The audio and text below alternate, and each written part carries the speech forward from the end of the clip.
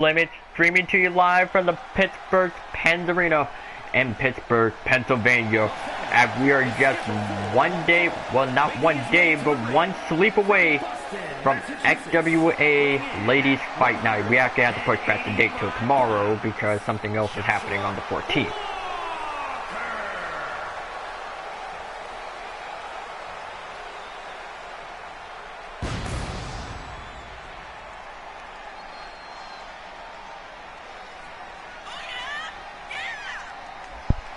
So now out first is Joshua Walker.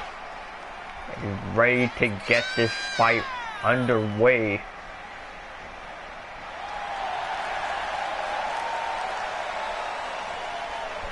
Now for Joshua Walker, pretty much he considers himself to be the dragon of the XWA. So let's just hope he will be able to level out the battlefield, well, against his opponent, which I will say will be the former chairman of the XWA, and that being Anti, which we will see him momentarily after Joshua Walker trying to soak it in here in Pittsburgh, Pennsylvania. Not to be confused with Harrisburg, Pennsylvania, which is just like a few miles, well, up the road.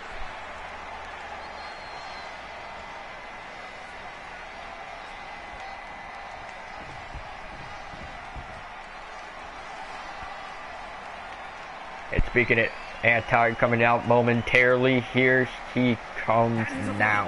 From New Orleans, Louisiana, weighing in at 185 pounds. And out comes Anti, the former chairman of the XWA. For some reason, he said that he was going to step down of ownership to wrestle full time, well, here in the company. But I don't know, has anyone forgot to tell him that he can literally just be the boss and owner of the company and wrestle at the same time. But apparently he didn't hear any of that shit, so he just decided that he just wants to wrestle and not have to worry about complete ownership. Now I'm starting to really think who the fuck is even paying us to do this shit now. But it clearly doesn't matter.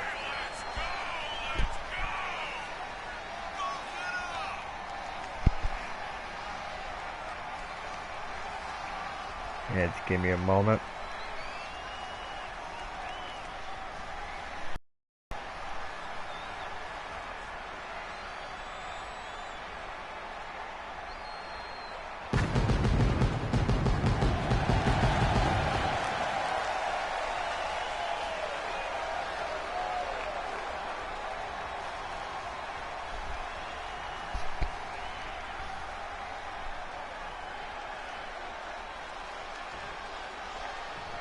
So now it's Anti in the ring going up against Joshua Walker. So now the match is underway, and Anti off to a hot start, trying to go for, I want to say, a float over. Well, maybe float over DDT there, but instead for Joshua Walker not letting it happen, throwing Anti into the ref. That probably wasn't his intention, but it worked regardless. We'll kick into the right, well, hamstring, and now Joshua Walker over the top rope. Seems that Anti does not want to attempt the pursuit.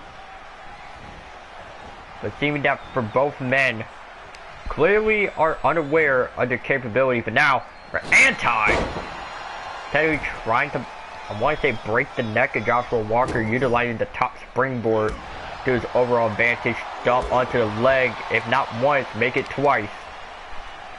For Anti just pretty much yanking Joshua Walker across the ring, pretty much like a sack of potatoes or something. I don't even fucking know anymore, but you get the idea.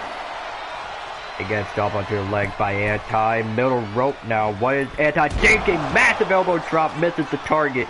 And Joshua Walker is back onto his feet, looking to take control, well, of our opening matchup here in Pittsburgh, Pennsylvania. However, Anti not letting it happen whatsoever. For a super kick straight to the head, covered by Anti. Joshua Walker managed to kick out at one. Dumped to the leg again by Anti. Seeming that what Anti trying to do, he's trying not, or pretty much at least trying to break the foot or wear out the legs of Joshua Walker, preventing him from doing, well, a lot of damage and preventing him from trying to run away. Smart strategy, but not smart enough, because here comes Joshua Walker with a running drop kick aimed towards the back of Anti. And now Joshua Walker looking to be in control. However, Anti managed to get back up and keeps on kicking. A deadly right forearm, well, not right, but the left forearm connect after Joshua Walker tried to at least get himself back to his feet, countered by Joshua Walker. And now Joshua pretty much looking to use Operation Dragon. Cover. And what could have been 3, however, Anti managed to kick out at 2.9. So stop onto the right leg by Joshua Walker, and now Joshua looking to take high risk, high rewards. Massive body splash in the center of the ring, covered by Joshua Walker. And it's still not enough as Anti kicks out at 2.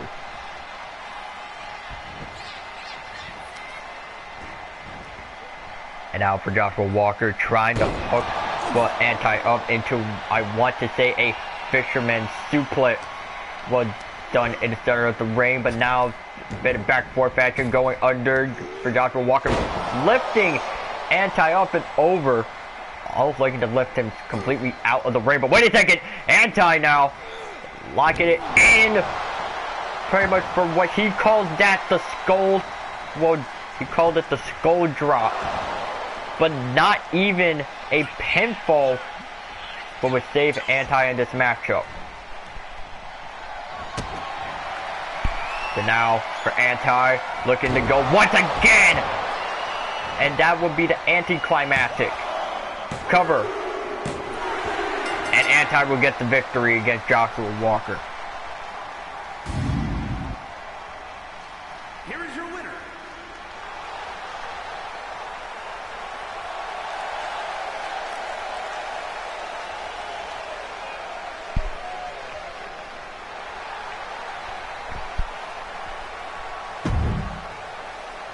And now with that opening match out of the way, ladies and gentlemen, it will now be time for us to move on to our secondary matchup of tonight.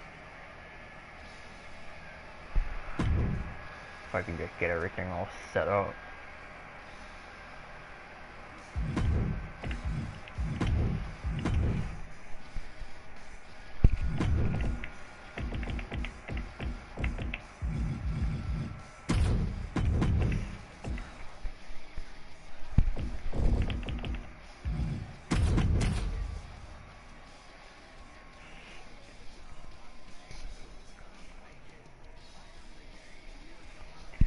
Our next matchup is already being put onto your screen right now, as it will be Exile versus Nicholas Blade.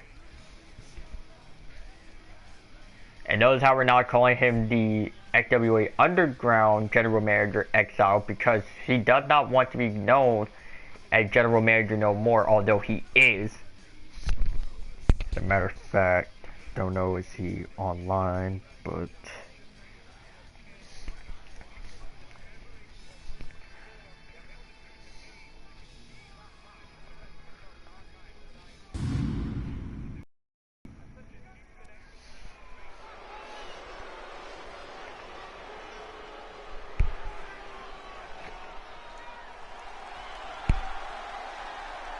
the also mysterious high-flying luchador that the world has ever seen, and that being Exile. Not to be confused with him being known as Eternity, but pretty much he is widely known in states such as Mexico and his hometown, San Juan, Puerto Rico. But this man is no joke within the wrestling high-flying business, and he is here to show exactly what the XWA universe have been missing out on a potential for cruiserweight division.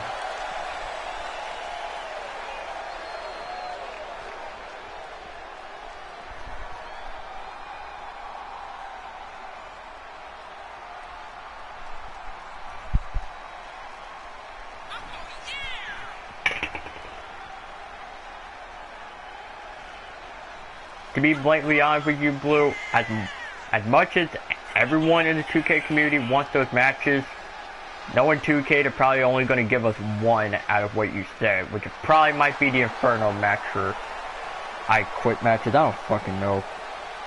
They're going to add one of the match types back, but not all of them, unfortunately.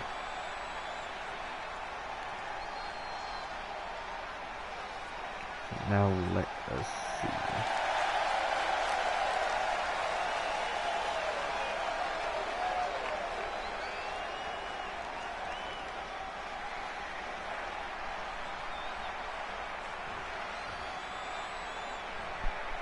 So now with Exile in the ring right now, Blue, it won't fucking work.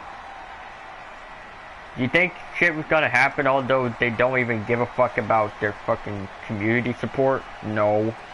So you just be wasting not only your time and everything.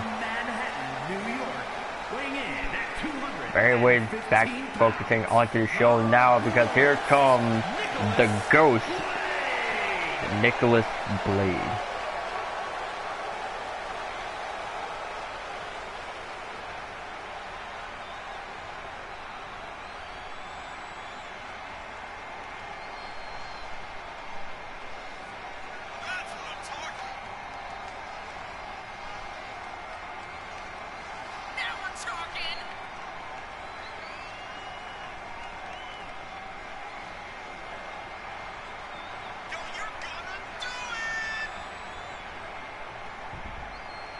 Well, Blue, that's what happened when you try to call 2K in this day and age. Like I said, they don't give a fuck anymore.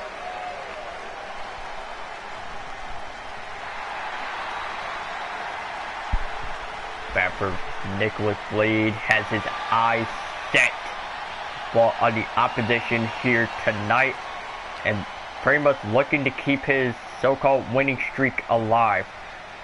And to keep in mind, this man that you see here in the ring has been scouted from multiple companies, including one in Japan. That is right, Nicholas Blade might be one of the first multi-company talent that we managed to get in contract for XWA.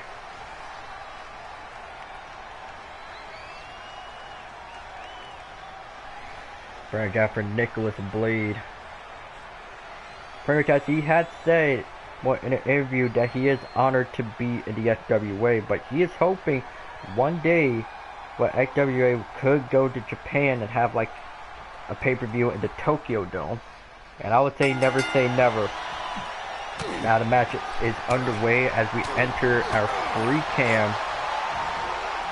It's pretty much almost like last week where Exile went up against a debuting Jordan Loco. Well, Exile, sometimes he likes to start off slow and immediately speed the whole matchup up, depending on his opponent. And given the fact that for Exile's opponent, that being Nicholas Blade, there's a person that does have a few high-flying moves, but not a lot.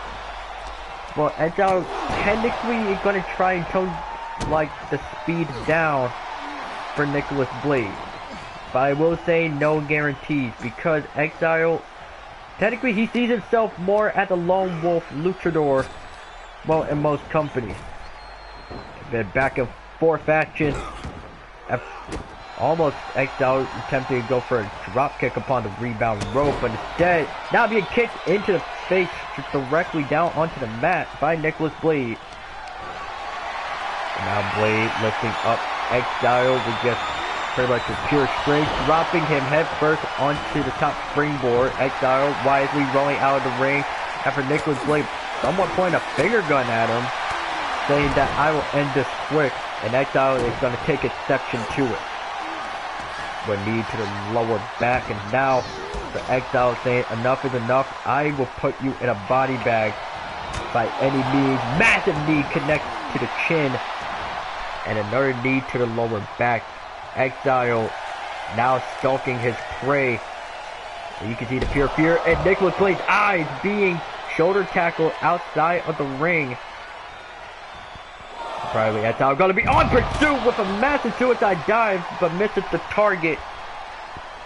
as the fight will be taken on to outside as the ring count has been restarted. Back inside the ring now for Exile and Nicholas Blade.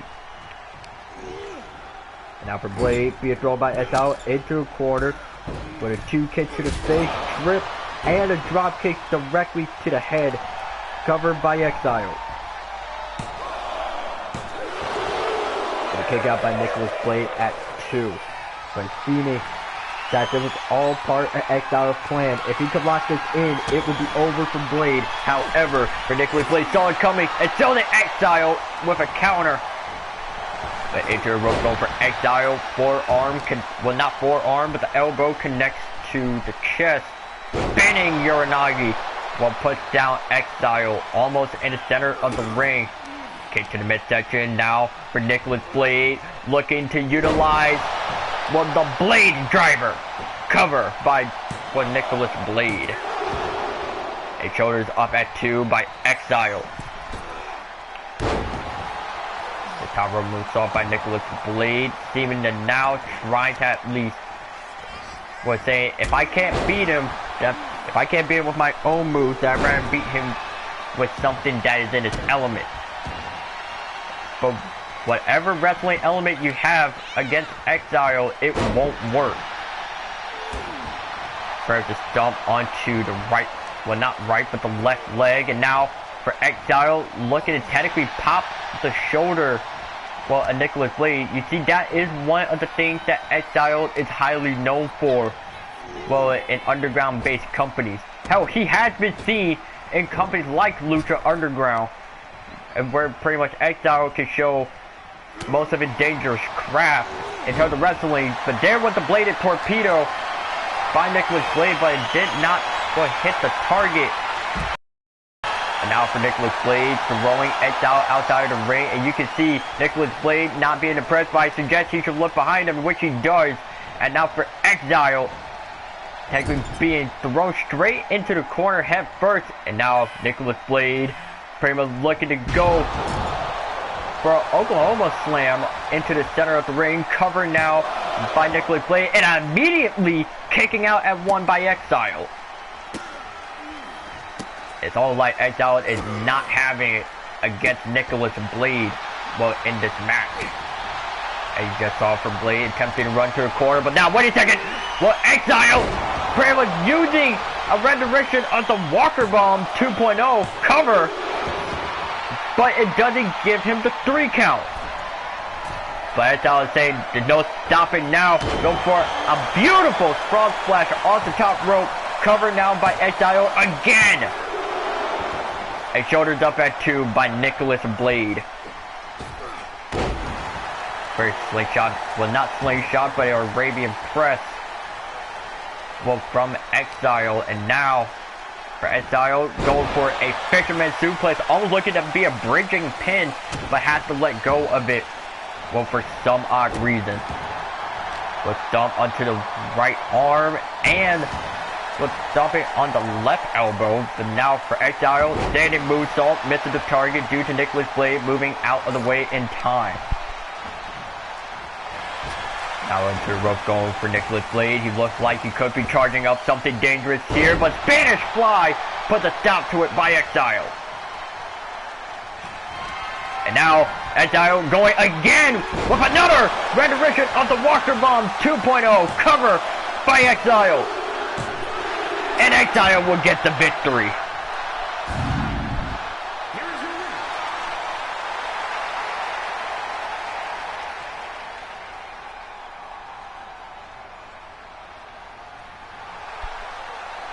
As everyone is still trying to figure out where in the hell did Exile learn to perfect the Walker Bomb 2.0. That question may end up being left unanswered as of right now.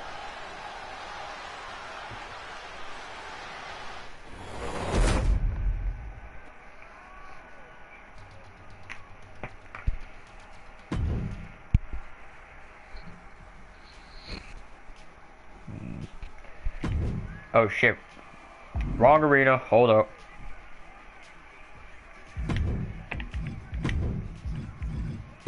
Yep, that's the right one. Alright, ladies and gentlemen, our next matchup will be underway in just in a few seconds. The moment I can get these two. Like right about now. But anyways, our third matchup here tonight in Pittsburgh will be Samantha Bay against Ren Taylor. Now, how did this match come about? I have no fucking clue. But all we can say is prayers for Ren Taylor, because she might turn into a fucking pancake in the center of the ring to the point where you're going to have to take a metal spatula or a shovel to get her out of the ring. Because for those that don't know what Samantha Bay is capable of, technically she's capable of pulling moves that no one would to expect from a super heavyweight. But for those seeing Samantha Bay wrestle for the first time, you will be in for a treat. No global. Well, commentary is already like full at the moment.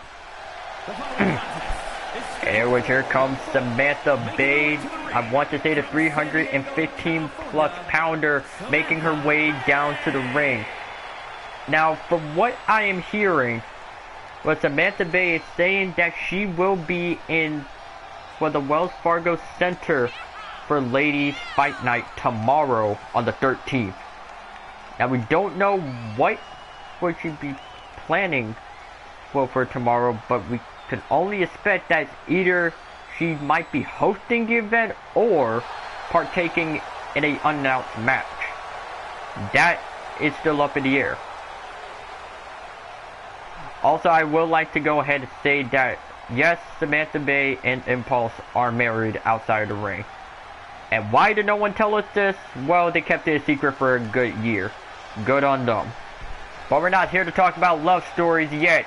We're here to talk about straight up fighting. And you see Samantha Bay getting herself all situated in the ring, getting ready to go to work. And here comes the former resident referee of the XWA, that being Ren Taylor. Of course, making her debut last week, but it did not work out in the way she wanted. So she's hoping she can at least have a win on her career record. But I don't think it would be a good idea to go after Samantha Bay.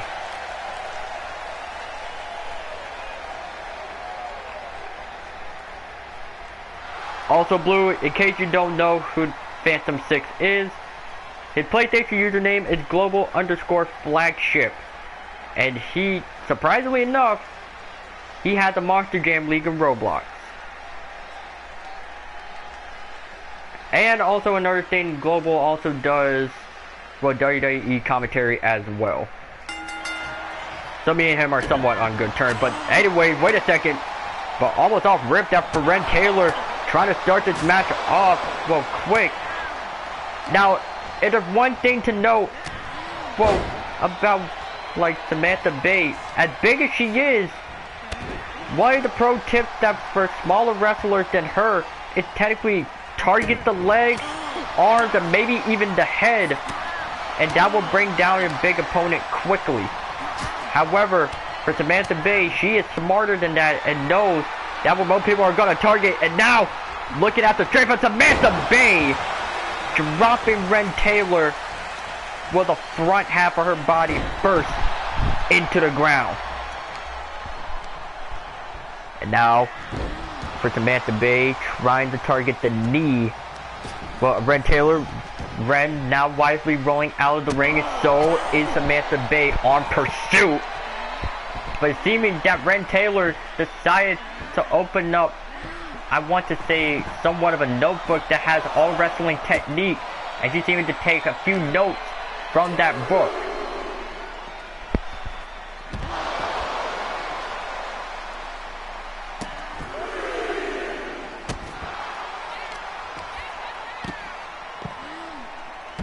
Well, true.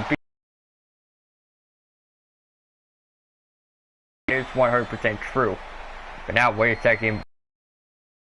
going for a bit of a chicken wing with submission. I think I have no idea what the hell is that move even, why she still do it. But now, anyway, back inside the ring, going for Ren Taylor, Samantha Bay, as you just saw, for Ren Taylor trying to grab on, but for a handspring stunner attempt by Samantha Bay, but ends up missing the target of Ren Taylor. It's even that for Ren Taylor, for a man to put up a decent fight against Samantha Bay. Now, from what Ren Taylor has said backstage, that she's somewhat seen, well, most of her competitors' matches, well, before always coming out to fight them. Now, that is kind of a smart strategy, pretty much knowing every single move of your opponent, even before you have a match against them. But then again, what if your opponent has something else up their sleeve that you never expected? Well, that's something that Samantha Bay can pull off here. But massive arm drag by Ren Taylor as now we enter our free cam. A kick to the lower back, and now Ren Taylor, as said before, that she's basically trying to target the head of Samantha Bay.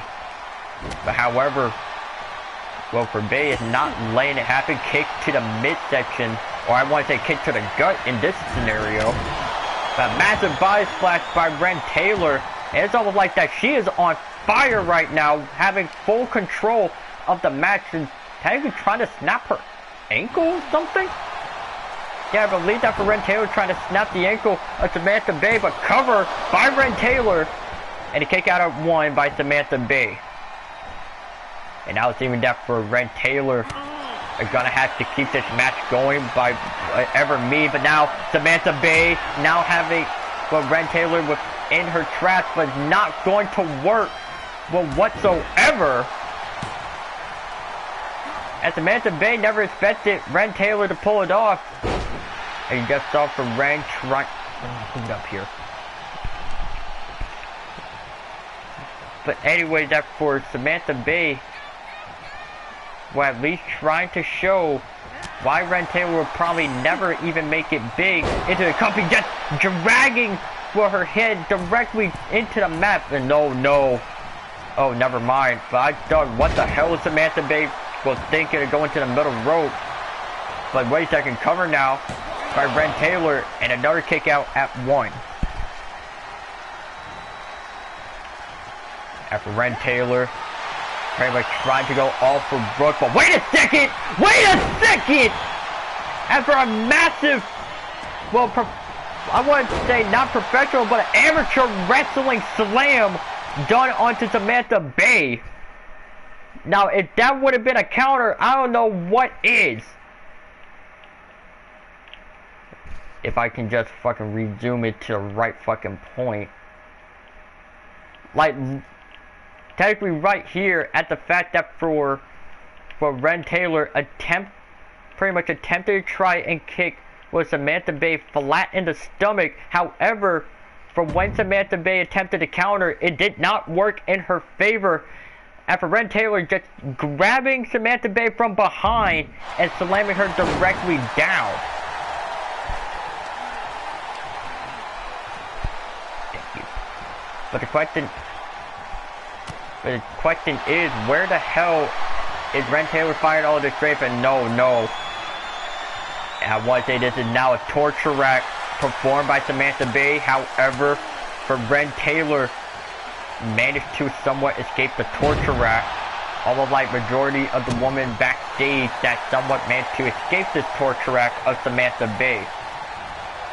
But if I know anything, Samantha Bay pretty much looking to take to, I want to say, extreme and somehow comedic measures. Covered by Samantha Bay, and Ren Taylor just barely kicked out of two.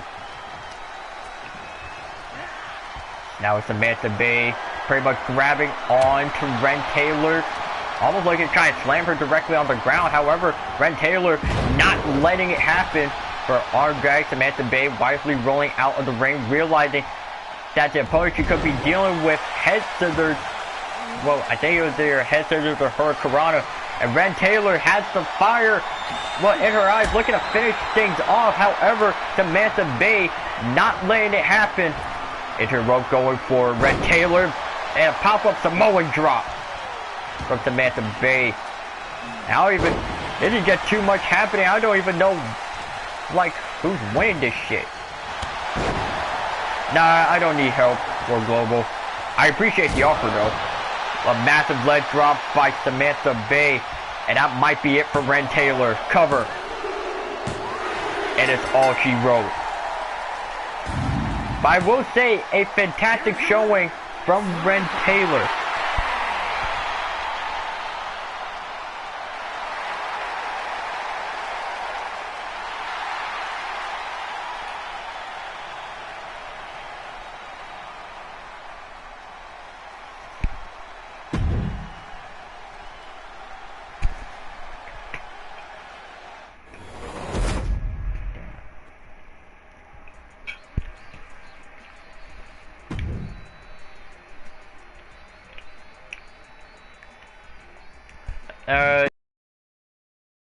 If I'm not too tired, I might do it.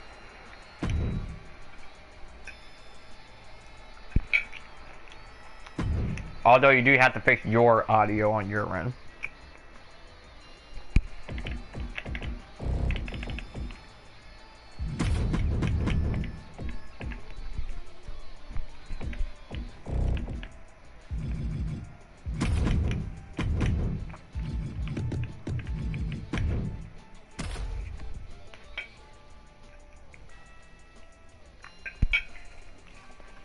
Our next matchup will be the former XWA World Heavyweight Champion Mason Page taking on Luke Reeves. Don't go anywhere, ladies and gentlemen.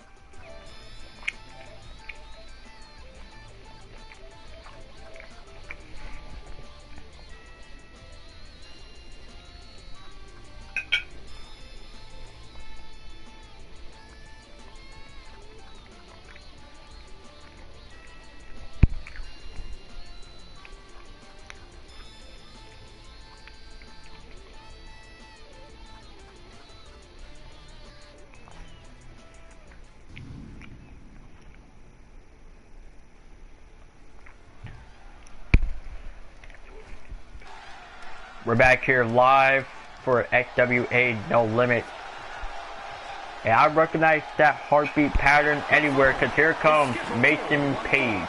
Making his way to the ring from Madison, Wisconsin, weighing in at 215 pounds, Mason Page!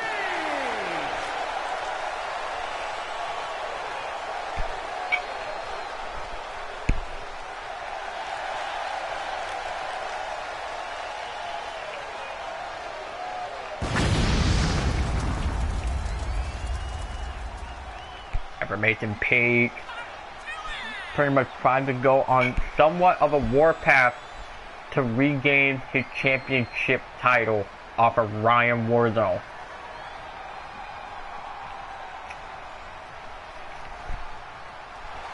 Plus, I don't even know how in the absolute hell can Mason Page be able to get that title back without, at least for him, getting seriously injured because knowing Ryan Warzone's capabilities. And he might just be able to send Mason Page to the emergency room without proper preparation.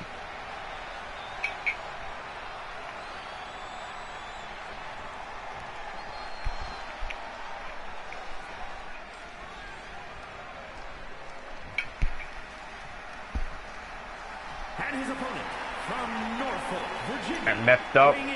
Well, not messed up, but coming out now is Luke Reeves.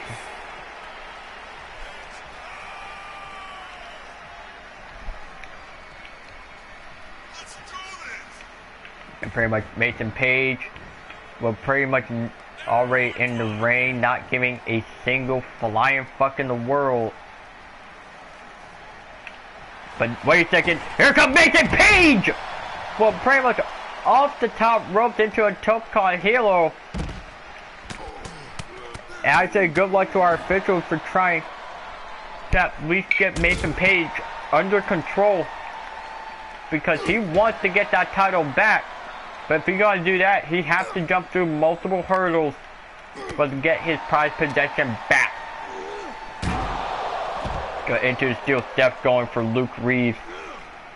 Technically, for Mason Page, pretty much not giving an absolute fuck about anyone's well-being. But kick to the side of the face. And I don't think this might be the same Mason Page we've seen before. But now, thankfully, we're putting Luke Reeves back into the ring. But here comes Mason Page with a slingshot forearm. And now, we can say that the match is somewhat official. And now for Luke Reeves, wrapping the arm around the neck, pretty much attempting to try to lift up Luke Reeves.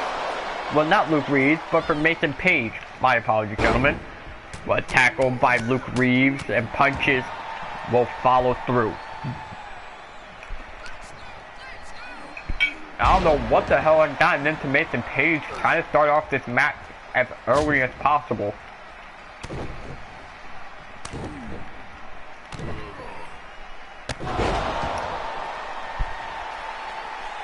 And there you can see Luke Reeves reasonably, well, pretty much rightfully flipping off Mason Page in complete anger. Now with pretty much Mason Page, well, not Mason Page, but Luke Reeves' entrance gear now off, and he's ready, well, pretty much to fight. And Mason Page is pretty much not waiting, pretty much not trying to wait any soon. But he wants to put away Luke Reeves once and for all. Massive moonsault from the middle springboard. And now, what the hell is Mason Page trying to do? Trying to lock in a sleeper hold onto Luke Reeves. Not sure. Would that be enough to put away Mr. Reeves?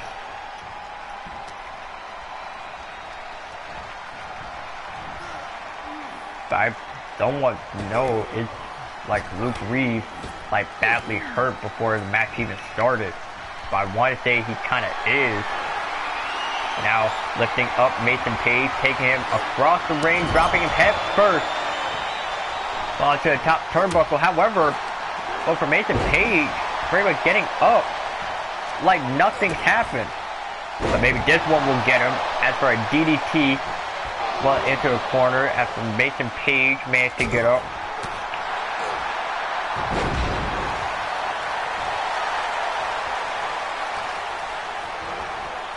Now Mason Page throws to the rope. Luke Reeves ducked under, jumping over, and a massive, I want to say, a upper forearm connecting to the face of Mason Page. Jump to the hand, one by Luke Reeves. Technically, he's just trying to get like somewhat of a payback. What the hell, Mason Page? But I've done to him before the match even begun. Now, Luke Reeves going for a massive suplex onto Mason Page. Cover by Luke Reeves. And Mason Page kicks out of 2. I think for Mason Page somewhat pissed off. But now as you can see from Mason Page, looking at his invisible stopwatch on his glove, saying it's time. But as he's ready to fly, but instead pretty much started to take the landing gear off. To be blatantly honest, I have no idea. So we're just going to be in for it until there's no more matches left. There's Mason Page. They're trying to get into the face of Luke Reeves, but now, well, here comes Mason Page. However, Luke Reeves, with the amateur wrestling background that he has, pretty much getting a takedown and just telling Mason Page to just fucking sit down. Now, Luke Reeves, not DDT. And I believe now Luke Reed going for the audience. Cover now by Luke Reed. And Mason Page just barely kicks out at 2. And Luke Reed, they cannot believe it, but now for Mason Page, pretty much not letting anything go to rest.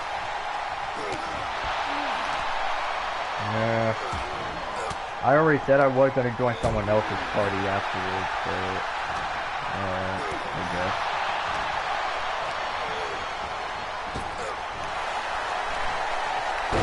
Flame Blade by Mason Page. Almost looked like that for Mason Page's whole lead probably just gave out for a split second, but not. You can tell Luke Reeves is fired up, looking to finish off what Mason Page. However, for Mason, not letting it happen.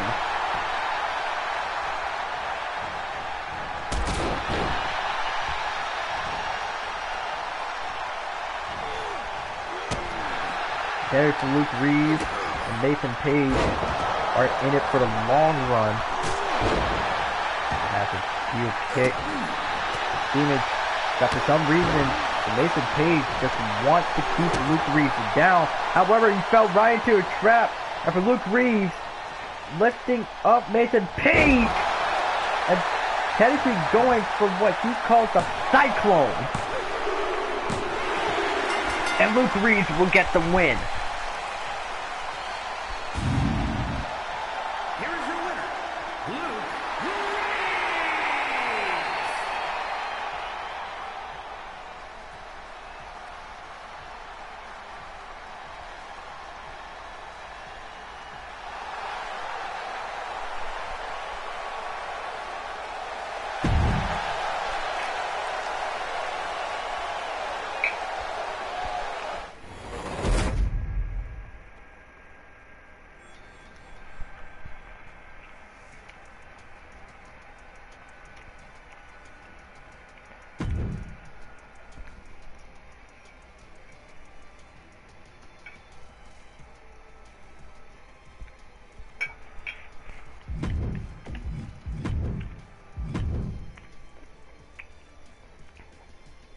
Hold on, let me just text someone.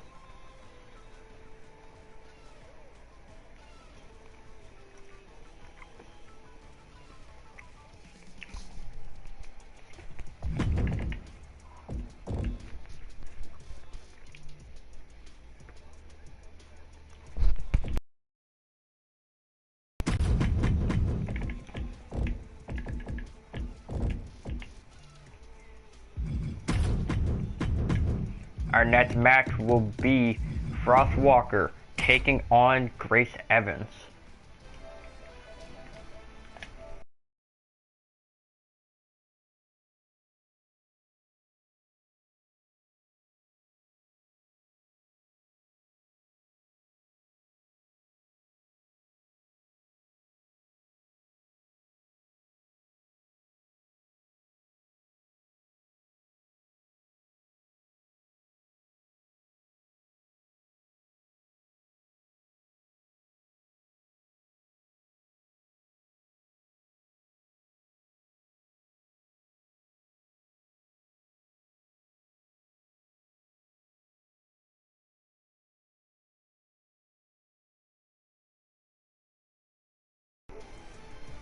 Okay, so I believe I just been informed from executives backstage for pretty much that we are almost out of TV time. So these matches have to be done.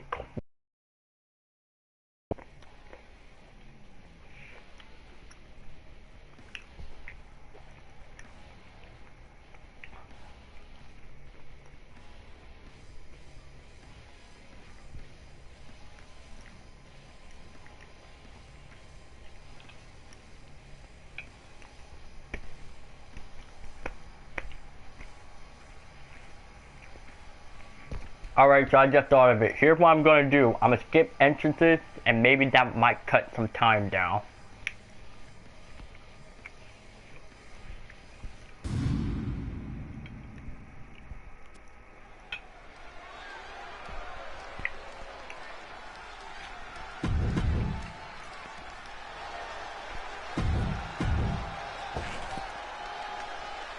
I skip these damn entrances. Sorry if I am, but there you see for Frost Walker, which she does have an eye patch on after, I believe, almost suffering from a eye injury. But she is saying that she is healing up well.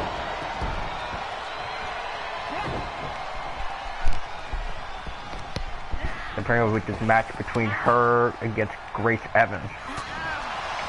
There's two high flyers in the business, although we can't say that for Grace Evans. She does, but we can't say for Evans. She does have a bit of a short-tempered attitude, but although for Grace Evans being short-tempered, no pun intended to her actually being fucking short, but technically she is one damn near good high flyer for to go up against.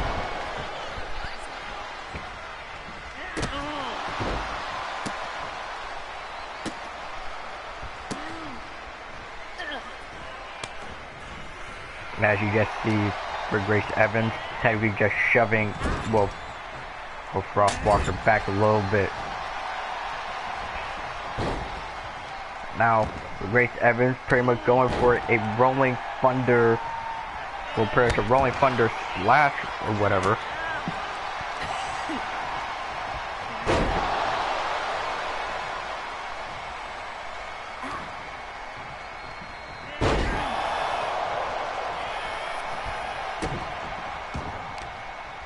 So now, for Grace Evans, pretty much trying to wrap the arm around of Frost Walker before somewhat breaking it, I want to say. Now, pretty much slam back of the head first, countered by Frost Walker. And there you can see Frost Walker pointing the fingers up to the sky for Harrisburg, Pennsylvania. And it's almost like that for Frost Walker is ready to do the inevitable. He gets off of like Grace Evans, almost kind of finish off the match, but here comes Frost Walker, almost taking out the ref, but with sniper drop kick, and now lifting up Grace Evans, and their roundhouse kick. So I believe Frost Walker is pretty much not even done with facing off against Grace Evans. Now into a rope for Grace Evans, jumping over, and pretty much somewhat of a loose thunder bomb, utilizing the rope rebound. Now, I can't say this, for as small Grace Evans is, pretty much her doing most high-flying moves and moving out of the way of big attacks is easy for her. So, she's small, well, she is small and very fast.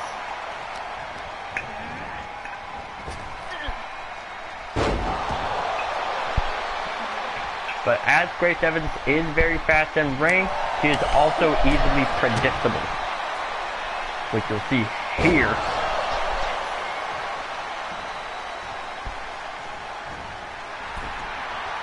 And now Frost Walker, and pretty much doing the crowd chant WLKR,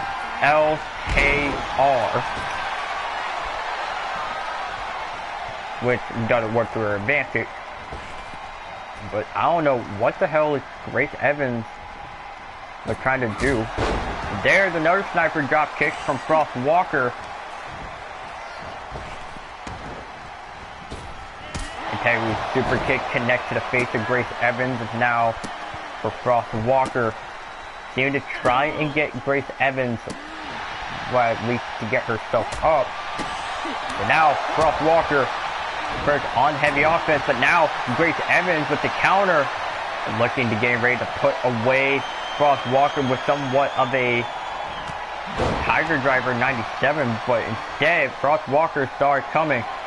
Top rope now, going for Frost Walker. Looking to utilize a glorious shooting star press. Cover. And it won't be enough for Grace, well not Grace, but for Frost Walker to get the victory. So now, for Frost Walker, pretty much trying to at least crack the neck open of Grace Evans. Not sure would that be a wise decision, but to go up, but to do that against Grace Evans, but it somewhat kind of worked. Now into the corner, going for Grace Evans. However, for Grace managed to free herself from the corner, but now Frost Walker now starting to get a bit of momentum, going straight into the ropes. Drop kick connect. Frost Walker's fired up. Very almost like that for Frost Walker. Have a little bit of sympathy for Grace Evans. Cover. And a kick out by Grace Evans again. So now for Frost Walker. Well, picking up Grace Evans. Well, elbows to the gut, trying to clear up space. And now for Grace Evans, for not even taking any seconds, but just trying to put away Frost Walker. Went ahead by I want to say a not so 100% Frost Walker. Well, moves all into cover. And just barely Grace Evans kick out at 3. Well, not 3, but 2. My apologies. So Grace Evans, but bobbing and weaving out of the way. However, for Frost Walker, for not trying to at least have any second of doubt, they're running into Geary, and now for Grace Evans, she did not go for the tornado for her Piranha by Grace Evans. I really don't know what the fuck is happening. Into the rope, but now a surprise Pele kick from Grace Evans, and now for Frost Walker, throwing Evans into the rope, but always trying to connect with I want to say a super kick. However, Grace Evans saw it coming that time. Kick to the midsection now for Grace Evans, going for, well, a pickup, well, sit out driver or something. Oh wait, no, she just called it, she called it the EV driver is what it's called. But now for Grace Evans, we're pretty much picking up Frost Walker, pretty much having her in position for, well, the Storm Breaker. You can see that for Grace Evans is out of steam, and so is Frost Walker. And Grace Evans back up to her feet, but now technically realized that she has a bit of fuel left in the tank. Pretty much looking to give Frost Walker the Tiger Driver 97 in the center of the ring. Cover. And Frost Walker kicked out of the Tiger Driver to Grace Evans' surprise, and now for Grace Evans, Perez looking to use the running forearm. However, Frost Walker moves out of the way in time. But sky high by Frost Walker. It's seeming that for Grace Evans might be in a little bit of trouble. But this match is technically going as longer as expected to be. But I guess what Pittsburgh Pens are not, or pretty much are not even mad about it, because they want to see these two will go at it. Covered now by Grace Evans. And Grace Evans will get the victory. Here is your winner, Grace Evans.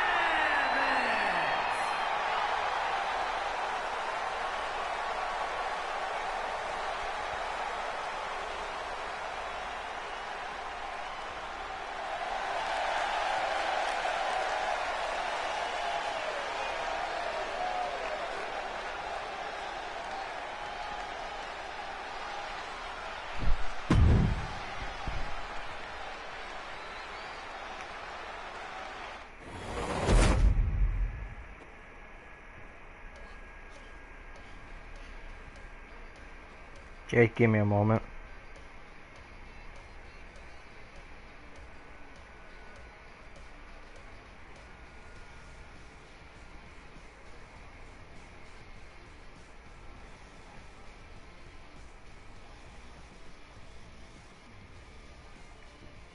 Alright, ladies and gentlemen, I believe it is time for our co-main event for here tonight.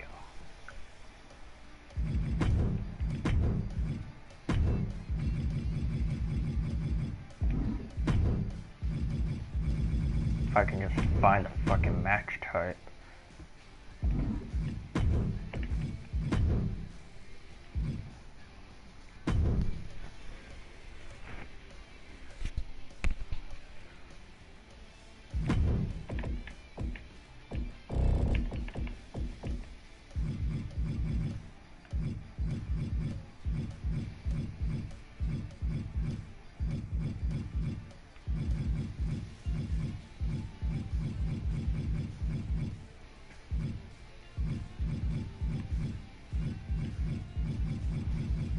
Jade, give me a moment. I'm trying to find someone right now.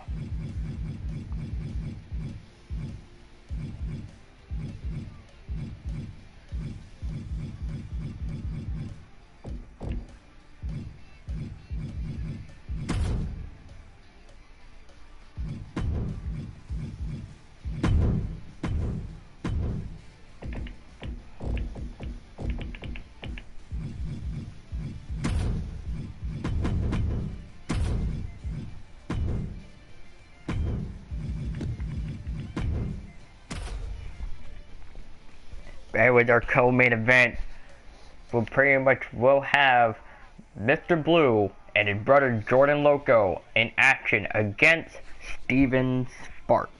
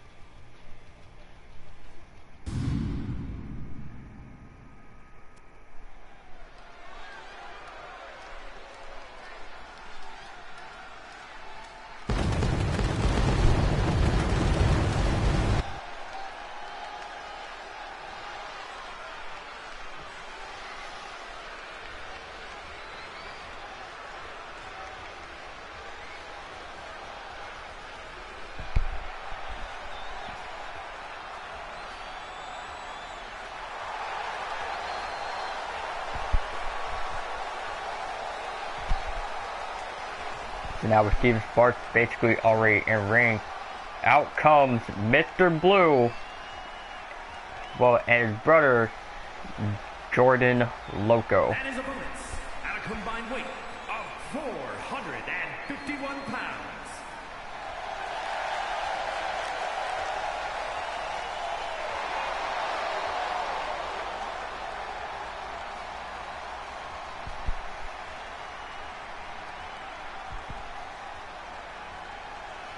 The two brothers making their way into the ring, and they're pretty much welcome into Pittsburgh with open arms.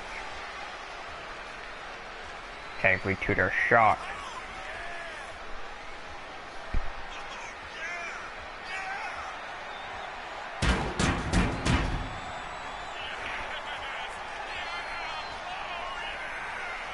Now, if you don't know anything about both Mr. Blue and Jordan Loco, they are basically brothers that know a little thing or two about high-flying expertise.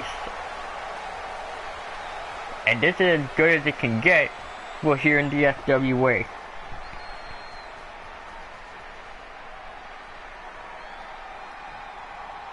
And there you see was Steven Sparks, and pretty much the legal man for this in-action match would be Mr. Blue.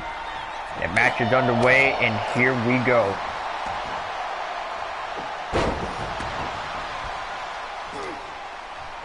There's that for Steven Sparks. There's a local talent, but I believe that was found in, I want to say Las Vegas. I do not know. Prepare off the middle ropes, massive, well, the doctor kick on the middle ropes. Now for Mr. Blue with a suplex onto Steven Sparks.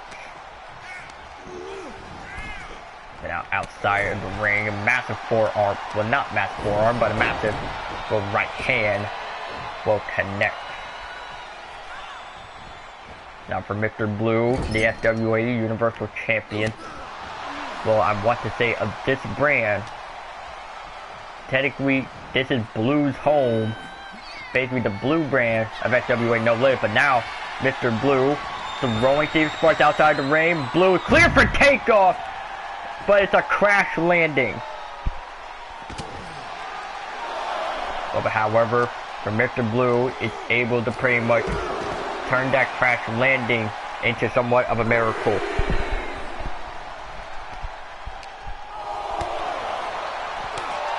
So pretty much after Blue, pretty much, once they try to attempt to win via count out, as ref count is at 5, it's able to just go straight apeshit onto Steven Sparks on the outside, thinking that might have been enough damage. But ref count had to stop at 8 as Steven Sparks managed to get himself back into the ring. Mr. Blue, however, is not going to take it lightly, dropping with Steven Sparks directly on the head into a corner. Now for Sparks, managed to counter and at least attempt to try and get into control, but against Mr. Blue, just slamming him down back first.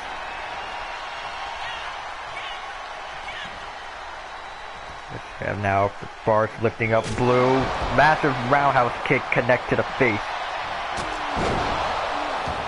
Unfortunately for Jordan Loco, he'll have to watch from ringside, or not ringside, but watch from the apron while his little brother will take care of the business. Mr. Blue wisely rolling out. Now Steven Sparks attacking Jordan Loco, but that leaves an opening for Mr. Blue with pretty much a stand-up drop kick. They try to get the cover against Steven Sparks. However, it will only be a 2 count.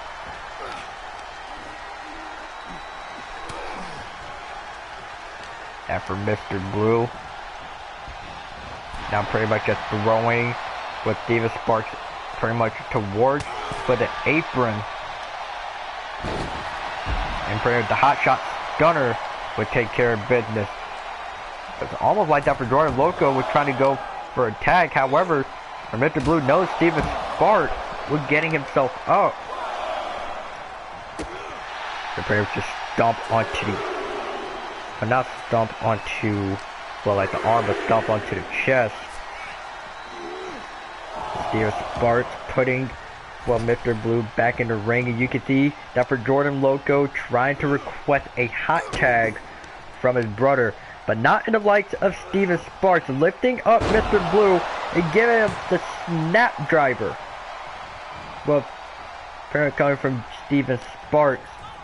And now for Steven, looking to finish off against, well, Mr. Blue, as you just saw a torpedo Moscow for Steven Sparks. And now for Blue, headbutt into the corner. And looking to take down with Steven Sparks. And now for Mr. Blue, revving up the engine, stuff in the ground, trying to get his prey, but to get closer for a super kick. However, Steven Sparks heard the sound of the heel click.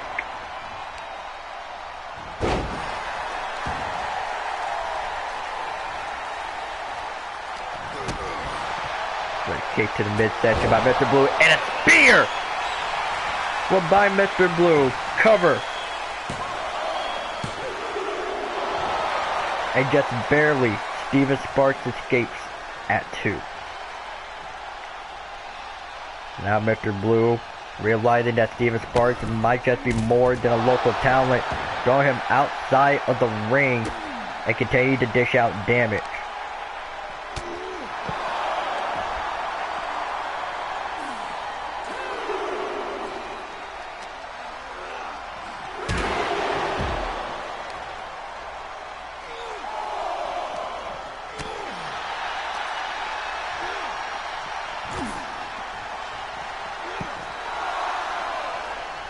ref count reaches 5, and then a spear from Steven Sparks himself on the outside. That might just taken down Mr. Blue. Ref count is at 7, and both men now realize they need to get themselves back into the ring. Count is at 8. Well, and there's 9. Mr. Blue had the opportunity to make a run for the ring. He managed to get back into the ring, and so Steven Sparks before the 10 count was called. A super kick by Blue. And now, tag me. And you just heard Mr. Blue telling Jordan Loco to finish the job. And he will do exactly that.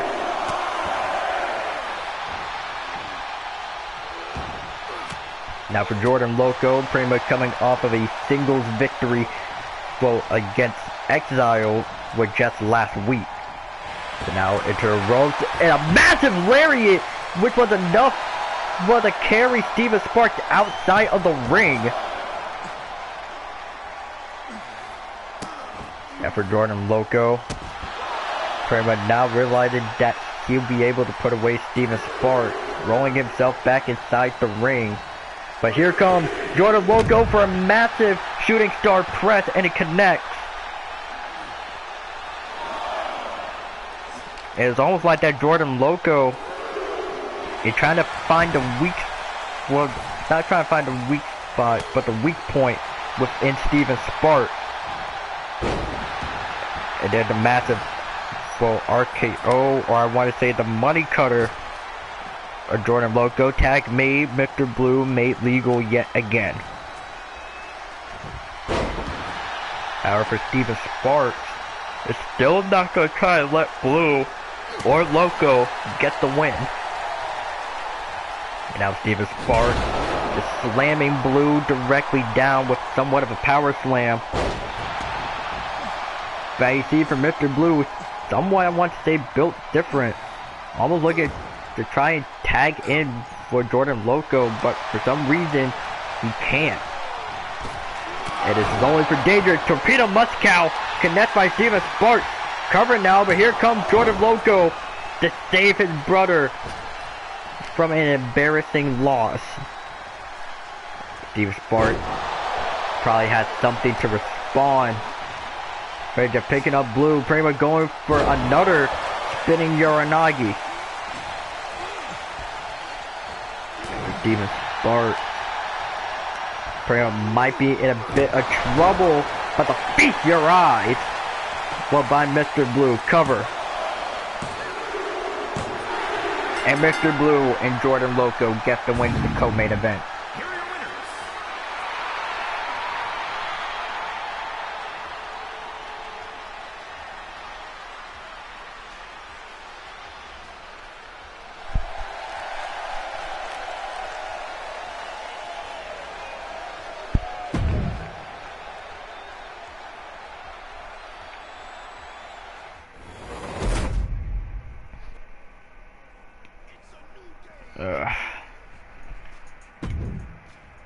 So now, ladies and gentlemen, I have the honor to announce this. It is time for our main event of tonight. And our main event will be the #1 contenders match between, well, Oliver Knight versus Zach Wilde for the championship. And get this, well, the match will be contested for TV time remaining.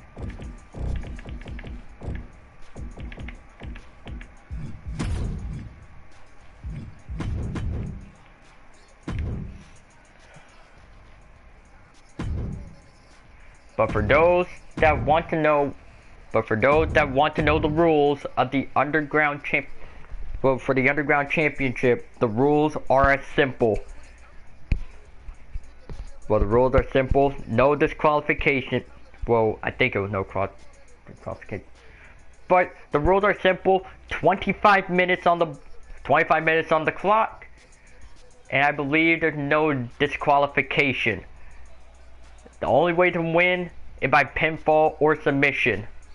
Now, for example, if the time runs out, what? Huh? Oh my fucking god! But anyways, now say for example, if the time runs out, technically that would mean Zach Wilde is... Now, to the main event we go. The following contest is scheduled for one fall and is for the Extreme Underground Championship.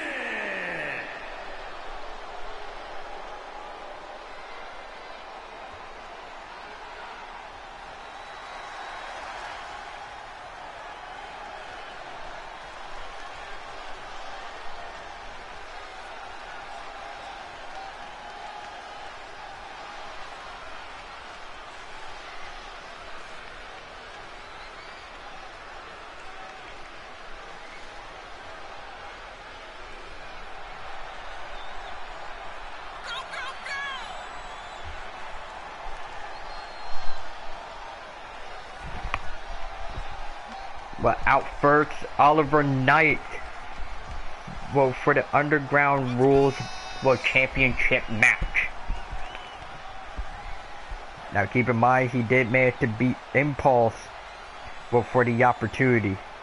So now, with Oliver Knight having this opportunity in the palm of his hands, all he needs to do is simply pin the champion, and he will be crowned and new XWA Underground Champion.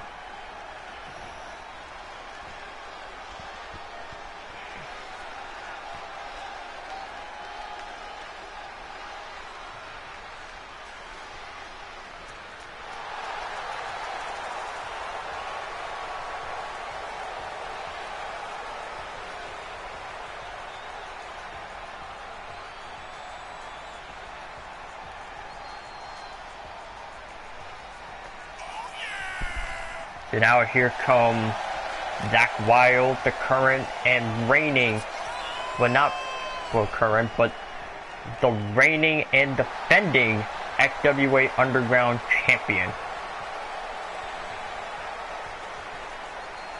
Now of course, it wasn't Zach Wilde that created the rules for the championship belt.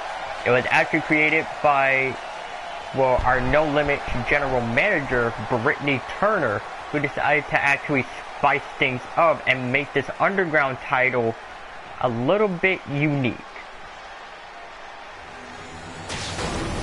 And there you see the championship title on your screen now. And now, let's go down to our ring announcer to give us the calls.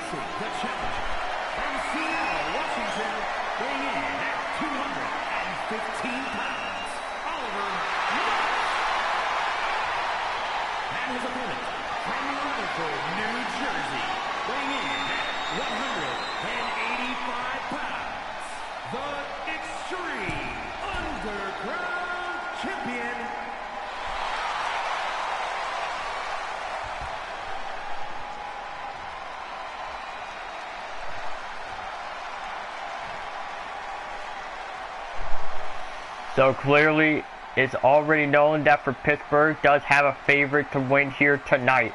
As you see the referee grabbing the belt, asking both men, do they agree to fight for the championship, in which they do. The belt now being raised into the air. As you will see somewhere on your screen, I believe the top right of your screen, and that being the timer, which right there just appeared, 25 minutes on the clock, and here we go, for the championship belt, and that is the Underground Rules. Of course, Zach Wilde trying to be on the offense, trying to be able to defend his championship for another day, maybe even another week. But for Zach Wilde, with his quick thinking, not letting it happen whatsoever. Zach Wilde with the counter. Way to the rope, going for Oliver Knight, ducking under, going for Zach Wilde, jumping over, pretty much grabbing Oliver Knight, but somewhat of a scoop power slam. It's even up for Oliver Knight. Was somewhat might be in a bit of danger. Now, keep in mind, this would basically be Oliver Knight's very first title match. And what privilege did that title match end up becoming the main event of tonight? Into the corner now, going for Oliver Knight, but now for Oliver not having any problem dealing with Zach Wilde.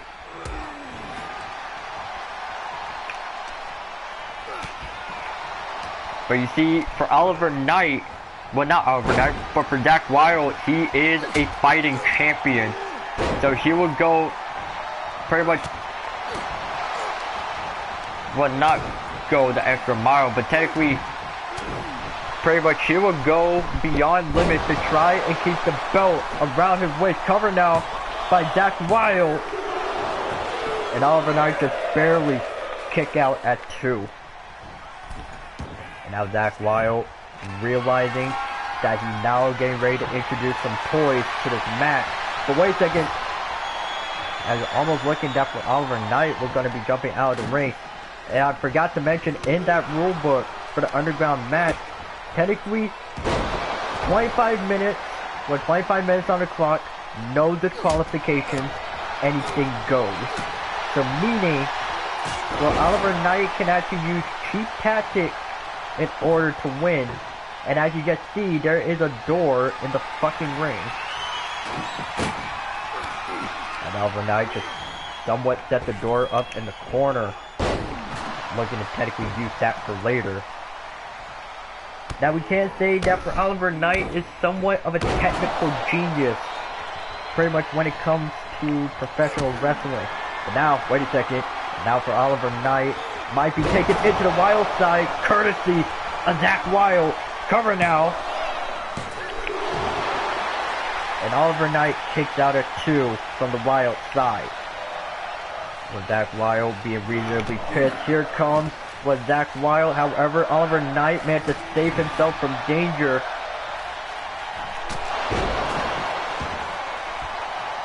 So pretty much after Oliver Knight just seemingly throwing out was Zach Wilde onto ringside, and that leaves so Oliver Knight pretty much at least enough time to start setting up weapons. And is that a football? It is no good. As for Oliver Knight, managed to throw the football, attempting to try and hit Zach Wilde. But just like how the Steelers got their ass handed to them by the Ravens, it is no good. And yes, I made a Steelers joke because I am a Steelers fan. Yes, I'm Aaron crying on the inside, thank you. Pretty much after Zach Wilde pretty much being done dirty. And now Oliver Knight has a guitar slamming onto the face of Zach Wilde. And we are looking at the clock on the top right of your screen. 20 minutes remaining. And basically that is pretty much how long that we have until we go off air for tonight. And you just saw that Zach Wilde clearing off the table, pretty much looking to use it to put away Oliver Knight. And it's seeming it is not going to be a good look, or at least for a simple ride to Philadelphia or a ride home for both of these gentlemen. But seeming that for Zach Wilde had different plans for Oliver Knight. Now introducing a trash can to the mix, slamming it on the head of Oliver Knight.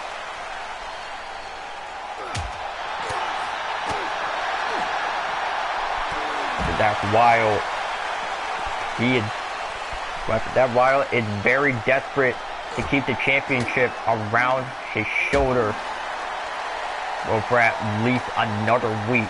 However, well, for Oliver Knight, it pretty much wants to at least take high exception and want to put away the championship. Well, not put away the championship, but to get rid of the championship off of Zach Wilde. And you can see for Zach Wilde standing on top, well, standing above Oliver Knight, pretty much with a very pissed off and unimpressed look.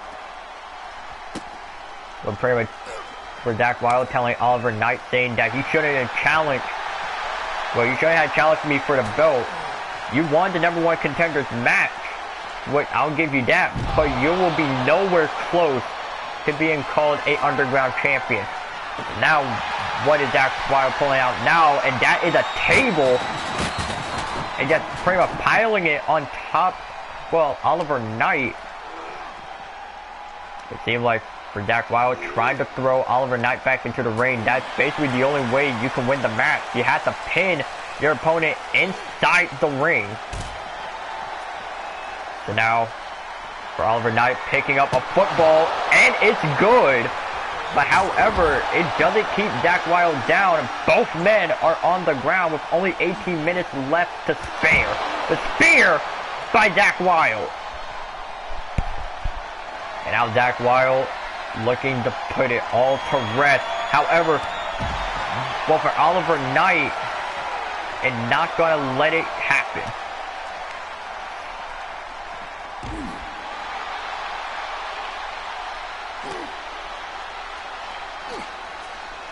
So now, whatever, well, Oliver Knight is attempting to do, or at least what he has planned, it is not going to be simple.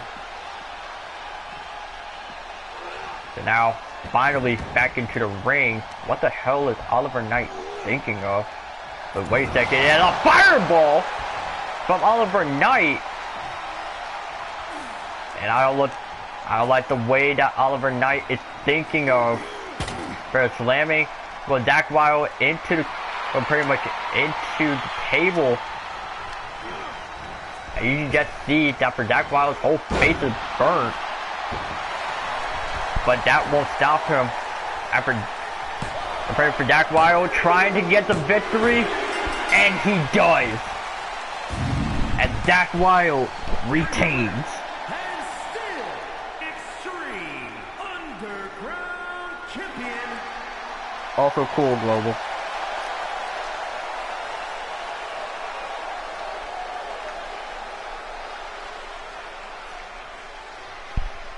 And what an exciting match, well, tonight, well, in Pittsburgh, Pennsylvania. But the rules are as final. Jack Wild is still your XWA Underground Champion. But what did this mean for Oliver Knight? Well, we're just gonna have to wait and see. But that concludes, but like that, ladies and gentlemen, that concludes, well, our go-home show tonight. Well, as tomorrow will be XWA's Ladies Fight Night, which will be happening, I believe, at 5 or 6:30 tomorrow Eastern Time. So set your reminders, as I got 2 matches that will be going down, well, tomorrow, well, pretty much tomorrow afternoon or evening, I don't fucking know. But here's the exciting part. One of the matches will pretty much will be Aussie Outlaws taking on the Media Outcasts for the Tag Team Championships, and just made official last week by Keith Richards, Sidney Pascal versus Taylor Hugo in a no-holds-barred match. All of that and more goes down at the Wells Fargo Center tomorrow in Philadelphia. You guys don't want to miss it. And with all the announcements out of the way, thank you guys for watching, and we will see you guys tomorrow for XWA Ladies Fight Night. Good night.